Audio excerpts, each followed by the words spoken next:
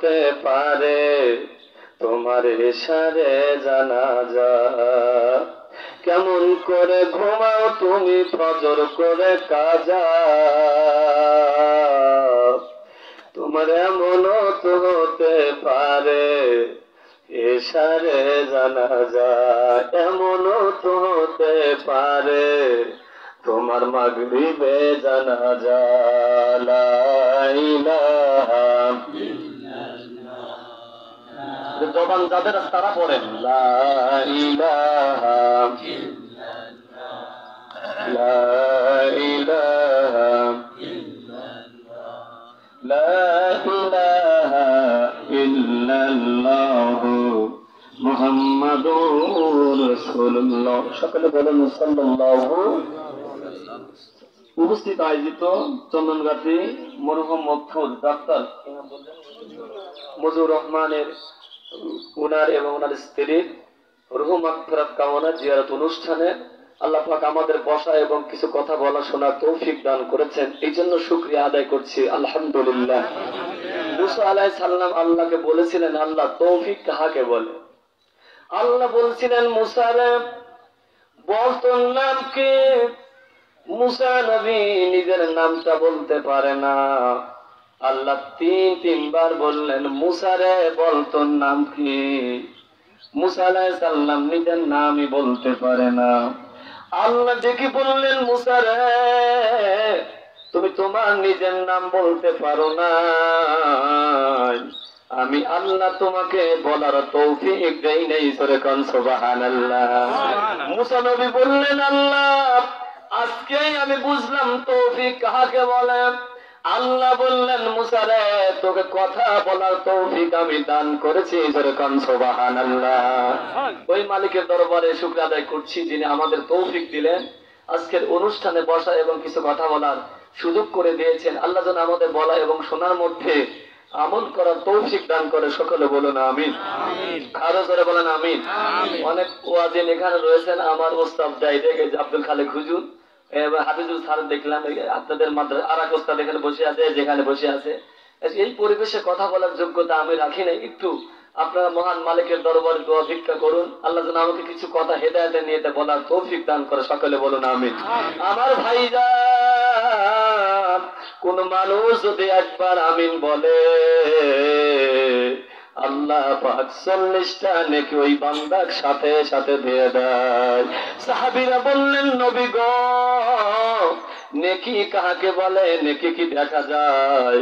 আল্লাহর নবী বললেন আবু বকর উনজুরু ইলা জিবাল, ইরে আবু বকর রে ওই যে পাহাড়ের দিকে তাকাও, উহুদের দিকে তাকাও, বদরের দিকে তাকাও। একটা পাহাড় যত বড় হবে আমার উম্মতের একটা নেকি। মদিনা নবী বলেছে 4 জিনিসের দিকে তাকায়া থাকবেন আল্লাহ তার গুনাহ মাফ করে দেবে। সুবহানাল্লাহ বলতে পারলে না? জোরে বলেন সুবহানাল্লাহ। আমার ভাইজান আল্লাহ নবী বললেন 4 জিনিসের দিকে তুমি তাকায়া থাকবে আল্লাহ তোমার গুনাহ মাফ করে দেবে। সাহাবীরা বললেন নবী কোন জিনিসের দিকে তাকালে আল্লাহ সগীরা গুনাহ মাফ করে দেয়?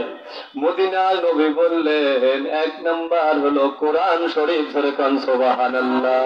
ও ভাইজান কোরআন পড়তে পারো না, কোরআন আলা মানুষের সাথে ভালো ব্যবহার করতে পারলে না, হুজুরদের দেখলে তোমার গাও চুলকায়।